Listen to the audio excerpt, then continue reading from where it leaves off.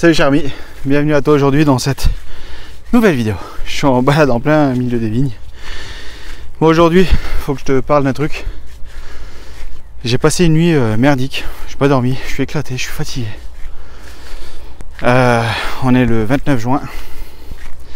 Et cette vidéo, je vais te la publier directement après l'avoir tournée. Donc désolé pour la qualité, j'espère que ça se passera bien. Mais j'ai pris une décision en fait. Je pense que je vais pas arrêter, mais presque, avec YouTube. En fait, il faut que je t'explique. Ça fait quelques temps là où je me pose beaucoup de questions et je suis en train de me rendre compte que YouTube me sature, mais réellement. C'est-à-dire que beaucoup trop de temps passé, d'investissement en temps, en argent, et j'ai très peu de retour. Et donc tu as dû peut-être même le remarquer ou pas, j'en sais. J'ai pas fait de vidéo là pendant les 3 derniers dimanches, je crois, il n'y a pas eu de vidéo. J'ai pas eu une personne qui m'a demandé comment que ça se faisait d'habitude. Tu sais, souvent sur les autres chaînes que j'ai pu avoir, on me posait la question, qu'est-ce qui se passe, pourquoi il n'y a plus de vidéos, machin. Là, que dalle. Donc tu sens déjà le côté de l'intérêt de la chaîne, il n'a pas l'air d'être ouf quoi. Et là où j'ai pris le truc, c'est que si tu me suis sur Instagram, j'en ai parlé hier. Il y a quelques temps, il y a une fille qui m'a découvert grâce à YouTube. Donc elle a regardé toutes les vidéos, les machins. Elle s'intéressait à ma personnalité, ma vision des choses, de la vie, de tout quoi. Et donc elle a eu un petit coup de cœur. Donc elle me contacte sur Instagram, elle m'explique tout ça. On échange après sur WhatsApp, on parle de tout et de rien, on apprend à se connaître. Moi je la découvre aussi finalement en photo, vite fait aussi en vidéo. Et là, elle me dit, écoute, si tu veux, on pourrait passer 3 jours ensemble, histoire d'apprendre à mieux se connaître. Et puis on verra pour la suite quoi. Et là je me dis, mais carrément. Donc finalement, rendez-vous donné le 27 juin dans les Vosges. Je vais dans les Vosges, je vais la voir. Et là, je sais pas, je sais une espèce de... Comme je la vois, j'ai un coup de cœur aussi. Et ça se passe bien. Ça se passe super bien. Super journée. Enfin, je suis arrivé, il était 16h. Donc, de ce qui nous restait de la journée, on se balade, on va... Enfin, bref, on passe un super moment ensemble. Et tu sens qu'il y a quelque chose qui se passe. Tu sens qu'il y a un rapprochement sérieux qui est en train de se faire. Et c'est juste énorme. C'est un truc de ouf. En fait, cette fille, c'est moi, mais en fille. La même vision, c'est énorme. Et là, je me dis, mais c'est magnifique. C'est un truc de fou ce qui est en train de se passer. Et très vite, les choses s'enchaînent. Elle monte sur un rocher, elle a failli se casser la gueule, donc je la rattrape. Mais genre 1 minute après, je me rends compte que je lui tiens toujours la main. Normal, tu vois. Les premiers rapprochements, le premier flirt, le premier bisou, quoi. Et là tu te dis ok, c'est bon, là les trucs sont lancés, machin. J'avais l'impression que j'avais 15 ans. Tu sais, genre tu sais plus comment que ça se passe, tu es en panique, tu es en sueur, tu es tremblant, tu es pas bien en fait. Et en même temps tu es tellement excité de tout ce qui se passe, là tu te dis c'est un truc de taré quoi. Et là moi je me dis, il y a un truc qu'elle ne sait pas, d'ailleurs elle le sait toujours pas, c'est que demain, donc le 28 juin, c'est mon anniversaire. Et d'où sur Facebook je parlais d'une journée spéciale. Et vu que c'est mon anniversaire, je me dis tiens, ce qui va être cool, c'est que le soir on va se faire un petit repas tranquille. Et puis je lui dirai tu vois, aujourd'hui c'est mon anniversaire. Et t'es mon cadeau en quelque sorte. C'est incroyable ce qui se passe quoi. Et voilà. Et finalement la soirée se passe très bien, on discute, machin et tout ça. Et le lendemain, je te la fais courte, je t'enlève tous les détails. Le lendemain, elle se réveille, elle était avec le chien de sa meilleure amie. Donc elle se réveille, elle était dans son fourgon parce qu'en fait elle a un fourgon qui n'est pas aménagé encore et jeudi justement elle doit partir voir un aménageur et là c'était prévu que je parte avec elle, c'était sur Bordeaux et pour aller voir tout ça et finalement c'est bon, on reste ensemble et on va voir le temps comment que ça va se passer et puis voilà, c'est juste génial. Je lui explique juste qu'au mois d'août moi par contre je rentre parce que je vais voir ma fille et partir avec elle en vacances, donc est-ce qu'elle va venir avec nous ou pas, j'en sais rien. Mais quoi qu'il en soit, priorité à ma fille, elle le comprend parfaitement bien et d'ailleurs elle a hâte de la rencontrer. Donc franchement je me dis c'est génial. Elle sait que je m'entends super bien avec mon ex. Donc il n'y a pas de problème avec ça, c'est même pour elle, c'est même normal. Donc je me dis en fait, toutes les cases sont cochées, vraiment, ça va bien. Le matin, elle se réveille. Donc on n'a pas passé la nuit ensemble, hein. Tu ne te fais pas de fausses idées. Et là, elle me dit, bah, la chienne, elle était pas bien et qu'il faut qu'elle la ramène chez sa meilleure amie, quoi. Je dis, ok, ça marche. Je dis, bah écoute, on plie tout là et puis on va chez ta meilleure amie. Et elle me dit, bah écoute, le plus simple, c'est que tu termines. Moi, je la ramène, vu qu'elle a rien dans le fourgon, il n'y a rien qui va se balader. Et puis elle revient. Je dis, ok, ça marche. Et là, tu connais la suite. Et ben, elle n'est pas revenue. Elle n'est pas revenue et puis elle m'envoie un message où elle s'excuse de m'écrire déjà par message, mais c'est qu'elle pouvait pas à vive voix, qu'elle ne savait pas qu'elle n'allait pas revenir. Elle avait un doute, mais elle ne le savait pas. Elle savait pas en fait. Il fallait qu'elle réfléchisse encore. Et tu sais à quoi elle devait réfléchir? À un détail, mais de merde, qui fout le bordel. C'est YouTube. Pendant la soirée, en fait, elle m'a dit, à un moment, elle me dit mais tu filmes toujours autant? Et tu prends toujours autant de photos, machin? Et je lui dis, bah là, aujourd'hui, de toute façon, je filme rien. Je prends du temps avec toi, priorité avec toi et tout ça. Et elle me dit, ah, parce que d'habitude, c'est pire? Et je lui dis, bah oui. Je lui dis, d'habitude, je filme tout. J'ai le trépied, il y a le drone, il y a le machin. Enfin, là, j'ai même plus de matos, j'ai plus rien. Donc, de toute façon, c'est compliqué, quoi. Et là, je lui explique comment que ça se passe avec YouTube, le temps que je passe à faire des vidéos. Je veux dire, quand tu fais un truc qui dure 1 heure, bah, ça dure 3 heures chez moi, tu vois. Et là, je crois que je l'ai perdu, en fait. Et elle, son truc à elle, c'est vivons heureux, vivons cachés. Et j'adore ce concept, j'adore ce principe. Sauf que moi, je suis sur les réseaux déjà depuis, ça fait 10 ans au moins ou plus que je suis sur YouTube. Donc, eh ben, elle, ça colle pas.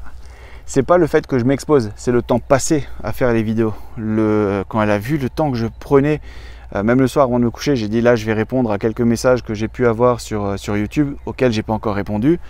Elle m'a dit mais en fait t'arrêtes jamais quoi. Ben non, quand j'ai 5 minutes, voilà quoi. Après je lui dis bien sûr, si demain ça devait marcher entre nous ou des trucs comme ça, priorité couple, mais derrière ça reste un boulot et surtout je lui explique mon concept, ce que j'ai envie de monter dans le futur comme boulot.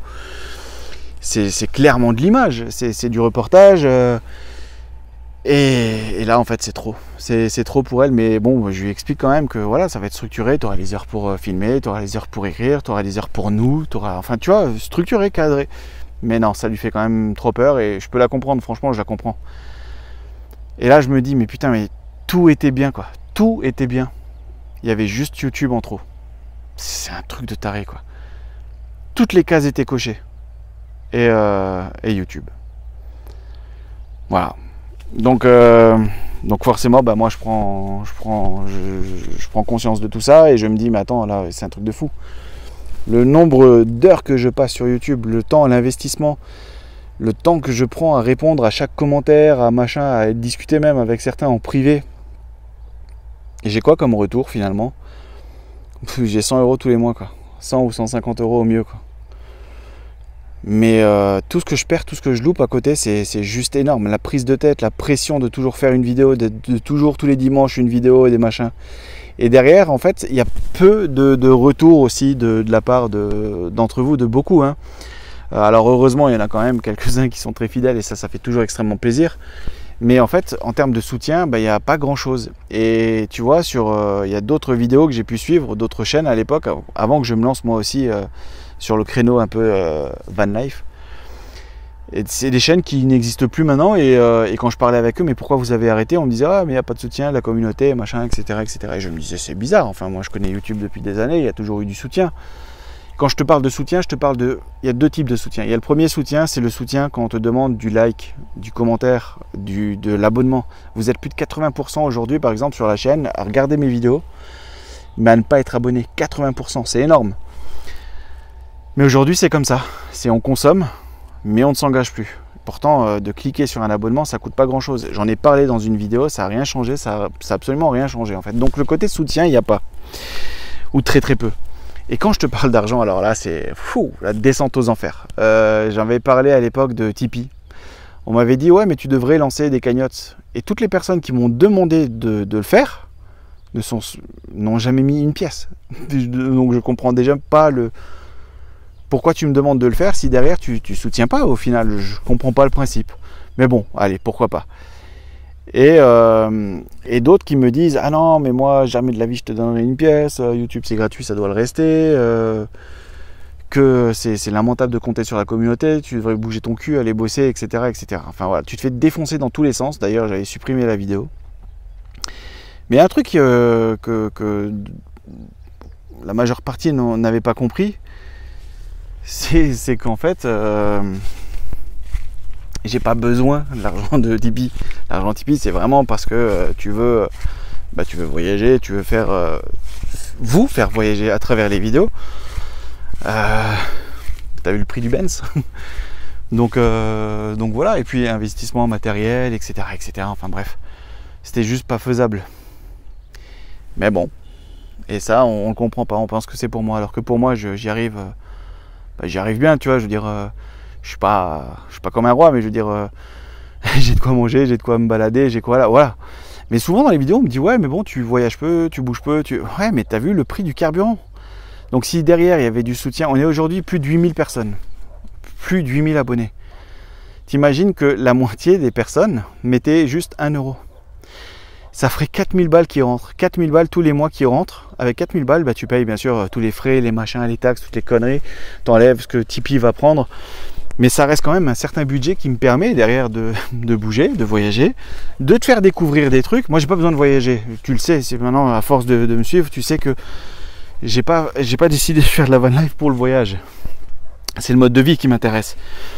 Le voyage, c'est la cerise sur le gâteau, quoi. Mais ouais, on pourrait faire des trucs de fou. On pourrait faire de l'investissement dans du matériel, on pourrait faire tellement de choses. Mais non, il n'y a rien.